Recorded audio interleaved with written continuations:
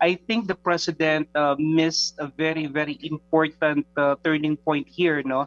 Particularly nung June, July actually, when he had his SONA, I think the momentum was already there because he already said that statement, mahiya naman kayo, and it was really applauded not only by the people in the gallery, but I think by the entire Philippine nation. Ano? Pero kasi the months after that, I think we actually saw a drastic slowdown. Ano? So nawalan nung tinatawag nating momentum at nawala nung mas masasabi nating solid, decisive effect yung kanyang mga ginawa dito sa flood control scandal, to the point that even if there were already a lot of mechanisms already in place, nandiyan na yung mga pasabog ni Zaldico, nandiyan na rin yung mga naghanap na rally. I think it really failed to get that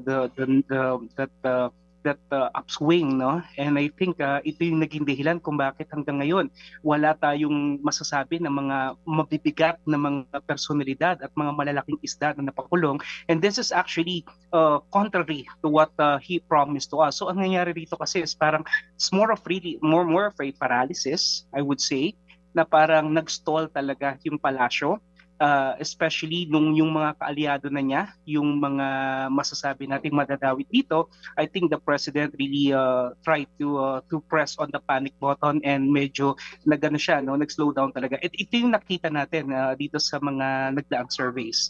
Oo, balikan ko lang po ulit ano, ang ganda ng mga sinabi ninyo. Sabi niyo nga the president missed a very important turning point.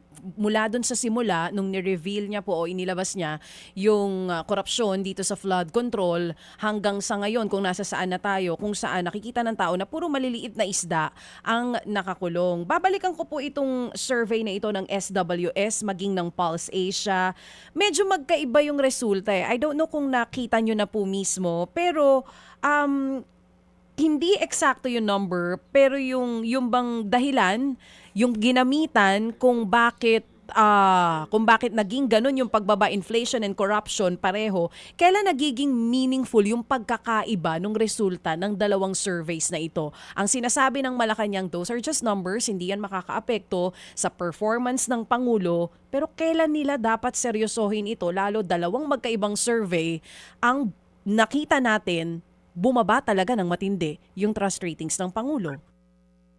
Well, the president can always dispel this surveys as something that is insignificant, but no, the surveys are necessarily guides for better governance and more decisive actions. No, so if the president really wants to salvage whatever political capital is left of him, I think they need to take it seriously, and we need to understand that these are two reputable survey firms. No, talking about the SWS and Pulse Asia, and kung makikita natin, talagang significant yung dip doon sa kanyang survey rankings. So basically, -3 and -14, no? Kung titignan natin yung disparity between the trust and the distrust, basically. So this is really big, you know, and the president cannot just simply brush this aside as something that will not affect his performance, because really, this is a manifestation o sinasalamin nito yung kasalukuyang performance na meron siya, basically.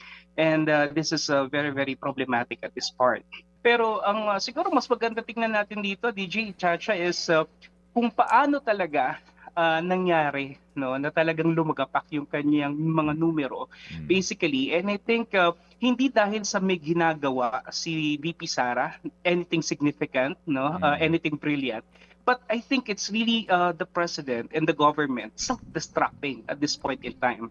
No, talagang hindi nila nagawa na sabihin natin, bigyan ng magandang direksyon itong napakalaking issue na to, which I think, as I was mentioning a while ago, the president could have actually used this as a very important platform for him to wage an all-out war against corruption. Kaya lang kasi, kung meron talaga siyang pinoproteksyonan at kung meron talaga siyang kinakatakutan na madawit dito, and if all roads will lead to Malacanang, definitely he is in a very, very precarious situation at this point in time, na hindi niya talaga magagawa decisively yung kanyang dapat gawin. At ito yung nakakaapekto doon sa kanyang pagbaba ng numero. So it's really a choice between, you know, how to really navigate between having this low trust ratings and effectively addressing the issue of corruption na medyo ma-endanger din naman yung kanilang sitwasyon, basically.